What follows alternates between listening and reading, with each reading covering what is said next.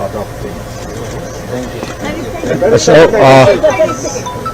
So now, in presence of Honorable Chief Minister and State President and leaders of Pradhan Baru and Kamakhatha sir, Pradut Borloji has already joined our BJP, and now over to Honorable Chief Minister to address the gathering.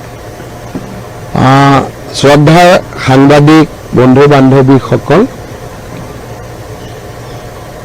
Nagaon Lok Sabha সমষ্টিৰ সাংসদ আৰু অসম প্ৰদেশ কংগ্ৰেছ কমিটিৰ জ্যেষ্ঠ নেতা শ্ৰী প্ৰদ্যুৎ বৰদলৈ ডাঙৰীয়াই আজি আনুষ্ঠানিকভাৱে ভাৰতীয় জনতা পাৰ্টিত যোগদান কৰিছে।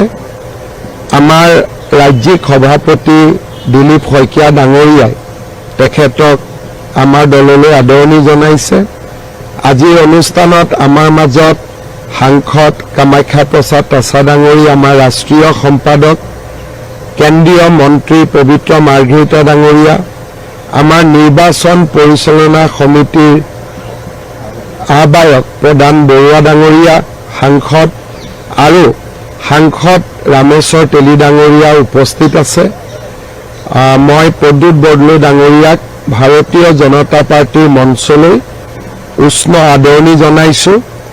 আমি ভাবোঁ যে আমি একেলগে প্ৰধানমন্ত্ৰী নৰেন্দ্ৰ মোদী ডাঙৰীয়াৰ নেতৃত্বত অসমক পৰিৱৰ্তনৰ বাবে আমি যি এক কৰ্মযোগ্য যোৱা 10টা বছৰে আমি চলাই আহিছোঁ, তাত প্ৰদ্যুৎ বৰদলৈ ডাঙৰীয়া the interview question that decides everything. What AI tools do you use? If you say Chat GPT, you're done. Stop. Please stop using Chat GPT like it's Google. Get AI courses. Instead, I joined the 28-day AI challenge. What if I've never worked with AI before? Perfect. This challenge is friends from media. Today, the sitting MP from Nagaon, Sri Pradut Bordoloi, has joined Bharatiya Janata Party. Our state president, Sri Dilip Saikia, has welcomed him to the fold of our party. As you know, Sri Pradut Bordoloi is a senior MP, two-time MP from Nagaon Lok Sabha. He was former minister in Congress cabinet under Sri Tarun Gogoi, as well as he is a old congressman. His history with Congress goes back to 1975. So his joining in BJP will definitely strengthen our party. We will be now more confident that we will be able to translate collectively the vision of a Viksit Bharat, Viksit Assam of Sri Narendra Modi into reality. Yesterday, our national president, Sri Nitin Nobin, has approved his joining, and today itself he has joined, and we all welcome him into our party. Sir, क्या assembly election contest करवाया जाएगा? आपको मालूम है प्रद्युत बरदलै जी एक sitting Congress MP है, तो एक एमपी का नाते 3 साल अभी भी कार्यकाल है, फिर भी वो खुद आके अपना पद त्याग कर रहा है। एमपी का पद ऑब्वियसली ही has to quit because of anti defection law, so party has to take care of him. So personally, Assam Pradesh BJP will recommend to the central leadership that he should fight assembly election. Congress के लिए कितना बड़ा झटका आपको लगता है? देखिए, आज जो कांग्रेस का जो हालत है, ये पूरा कांग्रेस पार्टी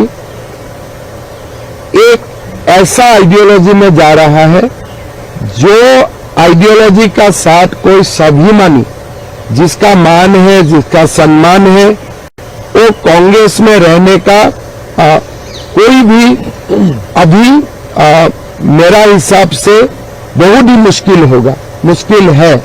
थोड़े दिन पहले भूपेन बरा जी ने योगदान किया, आज प्रद्युत बरदलै ने योगदान किया।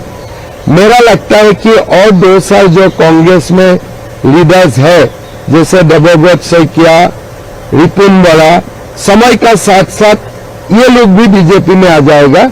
इसलिए कांग्रेस में अभी कोई भी स्वाभिमानी व्यक्ति नहीं रह सकता है। सर, कांग्रेस का एक बहुत बड़ा एलिगेशन भी ये है कि मैं कोई- भाजपा में लोग बचे नहीं है, इसीलिए आप लगातार कांग्रेस पार्टी के लोगों को वो बात, करवा रहे हैं। ये कांग्रेस लगातार बोल रही है। नहीं, कांग्रेस जो बोले उसको बोलने दीजिए, लेकिन हमारा लक्ष्य है कि सारे जो अच्छा लीडर अभी भी कांग्रेस में है उनको बीजेपी में लाना। इसलिए बीजेपी और असम दोनों का भविष्य हमें उज्जवल करना है। तो इसीलिए कांग्रेस में जो भी नेता है जिसका कोई एक हिसाब से हु इज नॉट लायबिलिटी, जो एसेट्स है, सारे एसेट्स को हम धीरे धीरे बीजेपी में लाना चाहता हूं।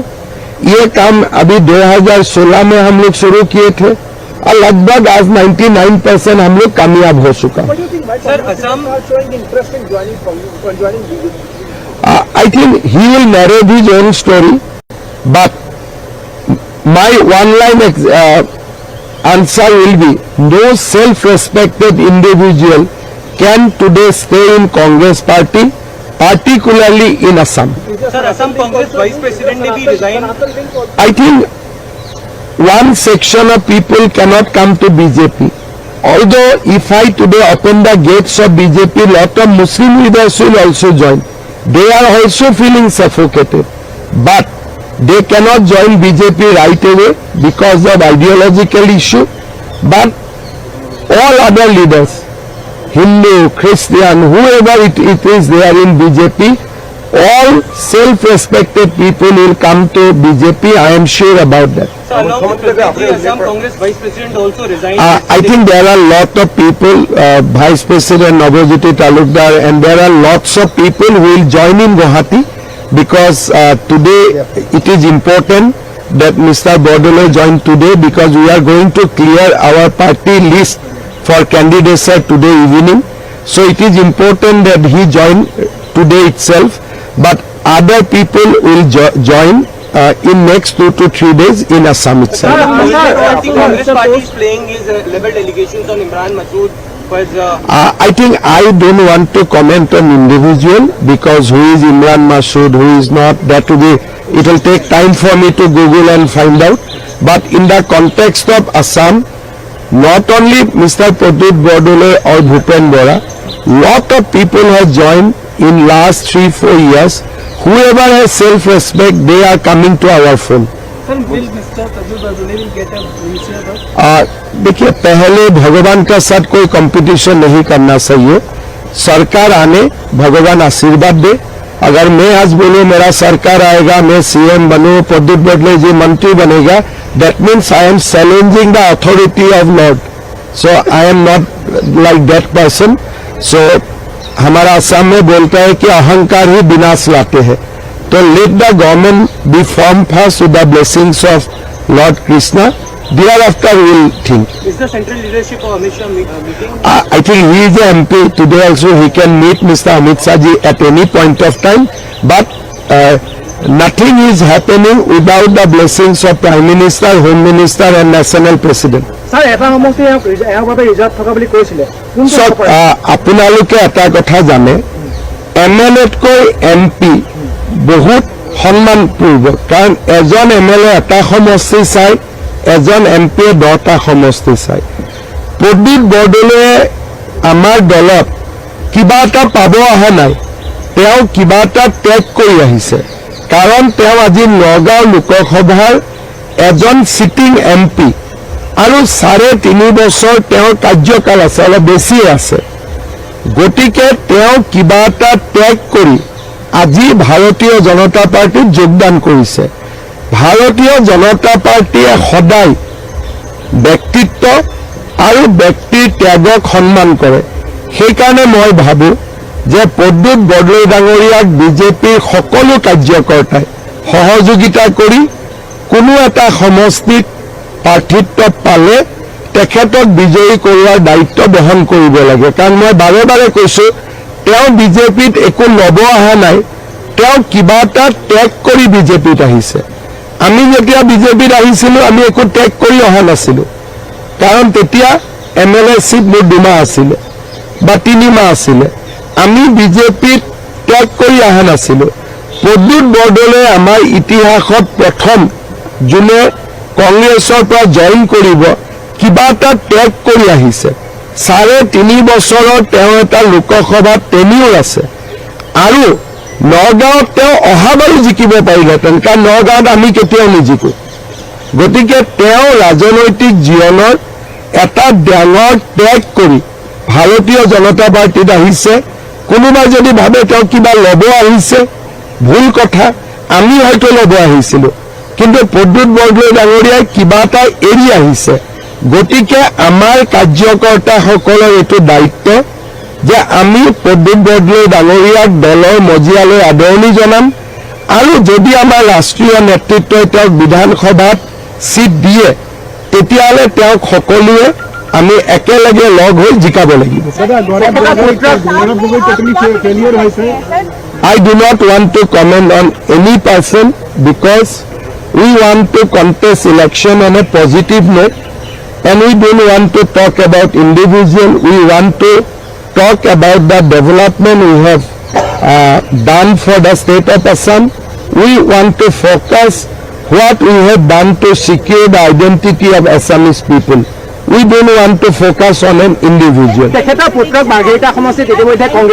ল'ৰা ছোৱালীৰ কথা আমি আলোচনা কৰা উচিত নহয় যদি ল'ৰা ছোৱালীৰ কথা আলোচনা কৰিব যাওঁ বহুত কথা হ'ব আমি ব্যক্তি আৰু সন্তানক আমি একেলগ কৰিব নাপায় কালি মোৰ ল'ৰাও কোনোবাত যাব পাৰে আৰু তেনেকুৱা ঘটনা হৈ থাকে গতিকে তেওঁ ল'ৰাৰ লগত মই কথাও পতা নাই আৰু তেওঁ ল'ৰা ৰাজনৈতিক কি হ'ব কি নহ'ব সেইটো আমি আলোচনা কৰাটো উচিত নহয় আমাৰ আলোচনাটো প্ৰদ্যুৎ বৰদলৈৰ লগত মুখ্যমন্ত্ৰী UPPL আৰু AGPৰ লগত দিল্লীত আজি কিবা আলোচনা হোৱাৰ কথা UPPL 15টা সিটতে তেওঁলোকে কণ্টেষ্ট কৰিব আৰু তেওঁলোকৰ প্ৰতি আমাৰ শুভেচ্ছা থাকিব কিন্তু আমাৰ এলায়েন্স BPFৰ লগত BPF আৰু আমি জইণ্টলি কেম্পেইন কৰিম আমি জইণ্টলি ইলেকশ্যন খেলিম AGPৰ লগত 26টা সিট হৈ গৈছে আৰু মই ভাবো যে আজি পাৰ্লিয়ামেণ্টাৰী বৰ্ডৰ মিটিঙৰ পিছত আমি সিট কেইটাৰ নাম ঘোষণাও কৰিব পাৰিম কংগ্ৰেছত এতিয়া আত্মসন্মান থকা কোনো ব্যক্তিয়ে তাত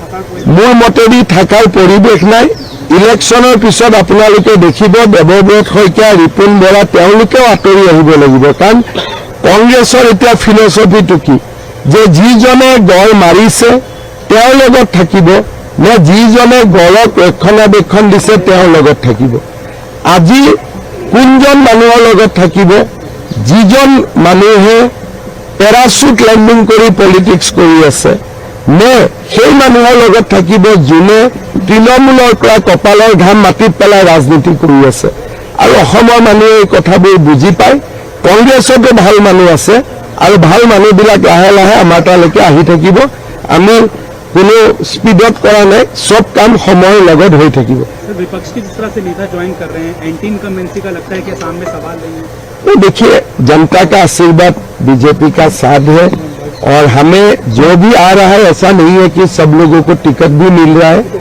2 व्यक्ति को ही हम टिकट देने जा रहा हूं जो नया लोग आया है और बाकी हजारों लोग हमारा पार्टी में ज्वाइन कर रहे हैं कार्यकर्ता का नाते वो लोग काम करेंगे एनी नंबर से यू वांट टू प्रेडिक्ट वो भगवान का काम है पहले से बेहतर ये भगवान का काम है मेरा काम नहीं है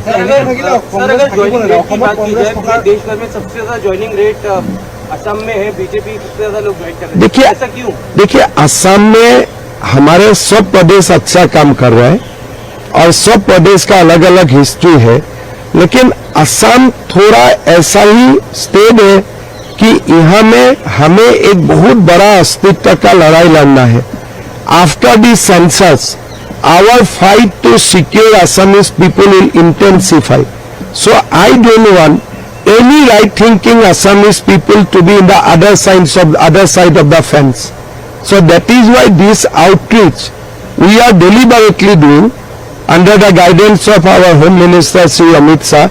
This outreach is an ongoing process for Assam BJP. So, মইতো কংগ্ৰেছ নাথাকে বুলি কোৱাৰ মানুহ নহয় মইতো কম মই শুভেচ্ছা দিম আৰু মইতো বিচাৰো যে কংগ্ৰেছৰ ভিতৰতো এনেকুৱা এটা পৰিৱেশ হওক য'ত স্বাভিমান থাকে মানুহ নিজৰ ভৰিত এটা আত্মসন্মান লৈ থিয় হৈ থাকিব পাৰে গতিকে কংগ্ৰেছটো আমি নিঃশেষ হৈ যোৱাটো নিবিচাৰো কিন্তু কংগ্ৰেছটো এনেকুৱা হ'ব নালাগে যে য'ত নেকি অকল অসম বিৰোধী মানুহৰে এটা আড্ডা বনি যাওক, তেনেকুৱা হ'ব নালাগে। হ'ব আৰু আপোনালোকে বাকী প্ৰদীপ বৰদলৈ ডাঙৰীয়া আছে, তেওঁ কিবা সুধিব খুজিলে আপোনালোকে সুধিব পাৰিব।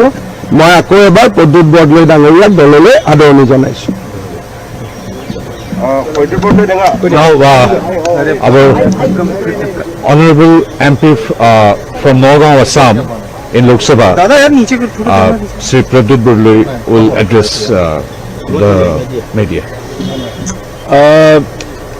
অসম বিজেপিৰ মাননীয় সভাপতি শ্ৰী দিলীপ শইকীয়া ডাঙৰীয়া, বিজেপি দলৰ আমাৰ কেন্দ্ৰীয় মন্ত্ৰী শ্ৰী পবিত্ৰ মাৰ্ঘৰিটা ডাঙৰীয়া, মোৰ এজন জ্যেষ্ঠ সতীৰ্থ শ্ৰী প্ৰদান বৰুৱা, শ্ৰী কামাখ্যা তাছা, শ্ৰী ৰামেশ্বৰ তেলী, আৰু আপোনালোকে অলপ আগতে মুখ্যমন্ত্ৰীৰ গোটেই বক্তব্য শুনিলে। সঁচা কথা ক'বলৈ গ'লে আজি মই যিটো সিদ্ধান্ত লৈছোঁ, সেই সিদ্ধান্তটো মোৰ বাবে এটা সহজ সিদ্ধান্ত নাছিলে। বহুত মানসিক অন্তৰ্দ্বন্দ্ব আৰু বহুত বেদনাসিক্ত দিন কিছুমান পাৰ হৈ পেলাই মই অৱশেষত এই সিদ্ধান্তটো লৈছোঁ। কিন্তু এইটো কথা মই স্পষ্ট কৰি দিব খুজিছোঁ যে মই যদি আজি বিজেপি দলৰ প্ৰতি বা আমাৰ অসমৰ মাননীয় মুখ্যমন্ত্ৰীগৰাকীৰ তেওঁৰ কাম কাজৰ ধৰণ এইবিলাকত আকৃষ্ট হৈ আহিছোঁ, মই অসমৰ স্বাৰ্থৰ কথা ভাবিয়েই মই আগবাঢ়ি আহিছোঁ। এইকাৰণেই মই কথাষাৰ আপোনালোকক ক'ব খুজিছোঁ। চাওক, মই কিয় কংগ্ৰেছ দল এৰিব লগা হ'ল সেইবিলাকৰ মোৰ একেবাৰে সকলোৱে সহানুভূতি আদায় কৰিবৰ কাৰণে মই কিবা হাৰৈ বিৰৈ কৰি পেলাই মই বিলাপ কৰিব খোজা নাই। কিন্তু এটা কথা ঠিক যে মই একেবাৰে সৰু বয়সতে 16 বছৰ বয়সতে কংগ্ৰেছ দলৰ লগত জড়িত হৈ আছোঁ, আৰু এইটো কথাও মই কম আৰু সদায় থাকিম যে মোৰ জীৱনৰ যিটো পৰিক্ৰমা, এই জীৱনৰ পৰিক্ৰমাটোত কংগ্ৰেছ দলৰ বহুত অৰিহণা আছে। মই আজি যদি সমাজত কিবা প্ৰতিষ্ঠা পাইছোঁ তেতিয়াহ'লে কংগ্ৰেছ দলৰ জৰিয়তেই মই প্ৰতিষ্ঠা পাইছোঁ, আৰু মই সদায় এইটো লৈ পেলাই গৰ্ববোধ কৰোঁ যে মই ফাৰ্ষ্ট জেনেৰেশ্যন পলিটিচিয়ান, আৰু এই ফাৰ্ষ্ট জেনেৰেশ্যন পলিটিচিয়ান হিচাপে মই কাম কৰি আহিছোঁ। কিন্তু অলপ দিনৰ পৰা অতি প্ৰণালীগতভাৱে মই এনেকুৱা এটা পৰিৱেশৰ সন্মুখীন হৈছিলোঁ যেন মই শ্বাসৰুদ্ধ হৈ গৈছিলোঁ। কিন্তু এই আজি যে যিটো মই বিজেপি দলত যোগদান কৰিছোঁ তাৰ মূল কাৰণ যদি আপোনালোকে বিচাৰে, মই এই কথা ক'ব খুজিছোঁ যে মাননীয় মুখ্যমন্ত্ৰী শ্ৰী হিমন্ত বিশ্ব শৰ্মাৰ লগত আমি সুদীৰ্ঘকাল সতীৰ্থ হিচাপে আমি সময় অতিবাহিত কৰিছিলোঁ। তেওঁ কংগ্ৰেছ দলত আছিলে, আমাৰ চৰকাৰ হোৱাৰ আগৰে পৰা আমি সংঘৰ্ষ জড়িত অসমত শান্তি আনিবৰ কাৰণে বিভিন্ন ধৰণে কাম কৰিছিলোঁ, আৰু তাৰ পিছত মন্ত্ৰীসভাৰ আমি সতীৰ্থ আছিলোঁ। মই সদায় অসমৰ ভৱিষ্যতৰ কাৰণে বিশেষকৈ যিবিলাক বিভীষিকাময় দিন আমি পাৰ কৰিছোঁ, সেই বিভীষিকাময় দিনবিলাক তাৰ পৰা কৰাল গ্ৰাসৰ পৰা অসমক আগুৱাই লৈ যাবৰ কাৰণে মই সদায় অসমৰ জনসাধাৰণক লগত লৈ আমাৰ অসমখন পুনৰ নিৰ্মাণ কৰিবৰ বাবে মই কাম কৰি আহিছোঁ। আৰু তাত একেলগে মই আমাৰ পিছত আমাৰ মুখ্যমন্ত্ৰী শ্ৰী আমাৰ শৰ্মা ডাঙৰীয়াৰ সাহচৰ্য পাইছিলোঁ। এতিয়াও মই ভাবোঁ যে তেওঁৰ মুখ্যমন্ত্ৰীগৰাকীৰ অফুৰন্ত কৰ্মস্পৃহা, মুখ্যমন্ত্ৰীগৰাকীৰ যি অসমৰ কাৰণে কাম কৰাৰ যিটো উদ্যম, আৰু তেওঁৰ সৃজনীমূলক চিন্তাৰে ভৰপূৰ এজন ব্যক্তি। গতিকে এইটো পৰিৱেশত অসমখনৰ আমি আৰু যাতে আগুৱাই লৈ যাওঁ, দেশৰ ভিতৰত যাতে আটাইতকৈ অগ্ৰণী ৰাজ্য হিচাপে তেওঁ যিবিলাক কাম কৰিব খুজিছে তাত যাতে মই সহযোগী হিচাপে কাম কৰিব পাৰোঁ। আৰু পৰিৱেশটো মই মোৰ সদায় যেনেকৈ আজি কংগ্ৰেছ দলত মই এৰি আহিছোঁ, তাত হয়তো পিছৰ ফালে যোৱা 2 বছৰমান ধৰি পেলাই মই যথেষ্ট অপমানৰ সন্মুখীন হৈছিলোঁ, আৰু মই কৈছোঁৱেই যে বিভিন্ন ধৰণেৰে অপমানিত হৈছিলোঁ, মই যেন নিজকে একাষৰীয়া বোধ কৰিছিলোঁ। কিন্তু মই বিজেপি দলত যদি যোগদান কৰিছোঁ, এইটো কথাও মই বিজেপি দলৰ নেতৃত্বৰ আগত স্পষ্ট কৰি কৈছোঁ যে মই সসন্মানে নিজৰ আত্মসন্মান বজাই ৰাখি মূৰ তুলি এজন অসমীয়া হিচাপে মই কাম কৰি যাম আৰু সদায় মই মোৰ অসমীয়াত্বক মই ৰক্ষণাবেক্ষণ দিম বিভিন্ন জাতি জনজাতি বিভিন্ন গোষ্ঠী আমাৰ অসমৰ জনজীৱনত আমি আগুৱাই লৈ যাম অসমখনক আগুৱাই লৈ যাবৰ কাৰণে কাম কৰিম আৰু সেইটো চিন্তা কৰিয়ে মই আজি এই বিজেপি দলত যোগদান কৰিছোঁ মই অসমৰ বিজেপি দলৰ সভাপতি শ্ৰী দিলীপ শইকীয়া ডাঙৰীয়াক মই ধন্যবাদ জনাইছোঁ অসমৰ মুখ্যমন্ত্ৰীগৰাকীক মই ধন্যবাদ জনাইছোঁ বিজেপি দলৰ একেবাৰে শীৰ্ষ যিসকল লোক আছে অমিত শ্বাহ ডাঙৰীয়াকে ধৰি পেলাই বিজেপি দলৰ সভাপতি নীতিন ডাঙৰীয়াকে ধৰি পেলাই সকলোকে মই ধন্যবাদ জনাইছোঁ মই আশা কৰোঁ মই মূৰ ওখ কৰি পেলাই মূৰ তুলি মই এটা সুস্থ পৰিৱেশত মই যাতে সেৱা কৰিব পাৰোঁ আৰু ভৱিষ্যতৰ কাৰণে যাতে অসমখনক আগুৱাই লৈ যোৱাত মোৰ সতীৰ্থসকলৰ সৈতে একেলগে কাম কৰি যোৱাৰ যাতে পৰিৱেশ পাওঁ সেইটো কাৰণেই মই এই বিজেপি দলত যোগদান কৰিছোঁ আৰু মই সকলোকে ধন্যবাদ জনাই মই এইখিনি কথাই আপোনালোকক ক'ব খুজিছোঁ এটা কথা যে আপুনি দীঘলীয়া সময়ত যে কংগ্ৰেছত অকলশৰীয়া হোৱাৰ কথা কৈছে কিন্তু এই সময়খিনি এইখিনি সময় কিয় বাছি ল'লে নহয় চাওক আপোনালোকক মই এইটো কথা কৈ আছোঁ তাত বিভিন্ন কাৰণ আছে মই এতিয়া কাৰণ অকল এটা কাৰণ নাই মই আজি ভালেমান দিনৰ পৰা বিভিন্ন ধৰণেৰে অপমানিত উপেক্ষিত হৈ আহিছোঁ উপেক্ষিত হোৱাটোৰ লগে লগে মোৰ এজন জ্যেষ্ঠ মই এজন লোক হিচাপে কংগ্ৰেছ দলত যিখিনি সন্মান মই পাব লাগিছিলে সেই সন্মান মই পোৱা নাই আৰু আটাইতকৈ ডাঙৰ কথা মই আচলতে ক'বলৈ বাধ্য হৈছোঁ যে অলপতে অসমৰ এই গোটেই নিৰ্বাচনমুখী এই গোটেই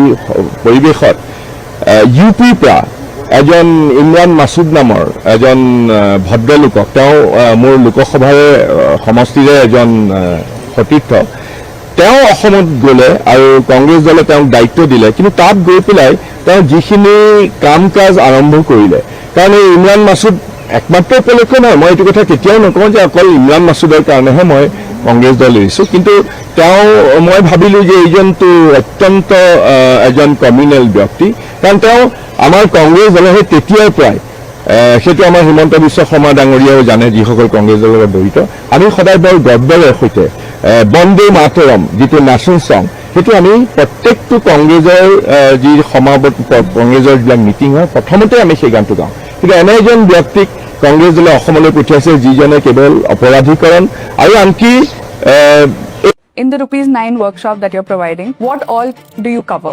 In ₹9, you learn how to automate your Mahatma গান্ধীৰ নেতৃত্বত বংকিম চন্দ্ৰ চেটাৰ্জীয়ে যিটো লিখিছিলে সেই গানটো তেওঁ গাবলৈ অস্বীকাৰ কৰিছে আৰু সেইবিলাক বস্তুৱে মোক যথেষ্ট আঘাত দিছে আৰু তাৰোপৰি অইন কিছুমান বিভিন্ন ধৰণৰ আছে মই সেইবিলাক গোটেইবিলাক বিৱৰি ক'ব খোজা নাই কিন্তু মই বিচাৰিছোঁ যে মুকলি আকাশৰ তলত মূৰ তুলি পেলাই অসমবাসীক অসমৰ কাৰণে এটা প্ৰগতিশীল মনোভাৱেৰে সৈতে অসমখনক আগুৱাই লৈ যাবৰ কাৰণে কাম কৰিম আৰু সেইটো পৰিৱেশ বিজেপি দলে মোক দিব বুলি মোক তেওঁলোকে প্ৰতিশ্ৰুতিও দিছে আশ্বাস দিছে গতিকে মই ভাবোঁ যে মোৰ জীৱনৰ এইটো আটাইতকৈ কঠিন সিদ্ধান্ত মোৰ জীৱনত ইমান কঠিন সিদ্ধান্ত মই লোৱা নাই কিন্তু মই আজি ল'বলৈ বাধ্য হৈছোঁ আৰু আপোনালোকক মাননীয় মুখ্যমন্ত্ৰী ডাঙৰীয়াই কৈছে যে মোৰ MP হৈ থকাৰ কাৰ্যকাল 3.5 বছৰ আছে এতিয়াও কিন্তু সকলো ত্যাগ কৰি পেলাই মই যাতে আত্মসন্মানেৰে সৈতে যাতে ৰাজনৈতিক ক্ষেত্ৰখনত সামাজিক ক্ষেত্ৰখনত আৰু অসমীয়া জনজীৱনক যাতে ৰক্ষণাবেক্ষণ দি আগবাঢ়ি যাব পাৰোঁ সেইটো উচ্চ আৰু উদ্দেশ্য লৈয়ে মই বিজেপি দলত যোগদান কি কৈছে চাওক মই মোৰ পুত্ৰৰ কথা আপোনালোকে আনিছে মই আজি ৰাতিপুৱা মোৰ পুত্ৰক মই এইষাৰ কথাই কৈ আহিছোঁ মই কোনো ধৰণৰ লোকধাক কৰা নাই মই জীৱনৰ প্ৰত্যেকটো ডিচিশ্যন মই নিজাববীয়াকৈ লৈছোঁ মইতো কৈছোঁ মোৰ কোনো পলিটিক্সত কংগ্ৰেছ দলত কোনো গডফাদাৰ নাছিলে আজি ৰাতিপুৱা বিমৰ্ষ হৈ বহি থকা মোৰ ল'ৰাক যেতিয়া মোক দেখা কৰিবলৈ দিল্লীত আহিছে মই এটা কথাই কৈছোঁ যে তুমি প্ৰাপ্তবয়স্ক তুমি কি ভাল হ'ব কি বেয়া হ'ব সেইটো সিদ্ধান্ত তুমি ল'বা আৰু তুমি যিয়েই সিদ্ধান্ত নোলোৱা কেলে মই এটা সিদ্ধান্ত লৈছোঁ কিন্তু সেই সিদ্ধান্তই তোমাক যাতে প্ৰভাৱিত নকৰে ইনফ্লুৱেঞ্চ নকৰে তুমি নিজৰ সিদ্ধান্ত ল'বা তুমি যি সিদ্ধান্ত ল'বা সেইটোকে মই সন্মান কৰিম এটা কথা দেখিবলৈ পোৱা গৈছে কালি আপুনি পদত্যাগ কৰাৰ পিছতে গৌৰৱ গগৈ আৰু জিতেন্দ্ৰ সিং আপোনাৰ তালৈ গৈছিলে কি কথা পাতিছিলে আচলতে আপোনাৰ সৈতে চাওক তেওঁলোকে আহিছে মই তেওঁলোকক ধন্যবাদ জনাইছোঁ কিন্তু মই বহুত অপমানিত উপেক্ষিত হৈ আছিলোঁ তেওঁলোকে যেতিয়া গম পালে তেওঁলোক আহিছে গমে স্বাভাৱিকতে আহিব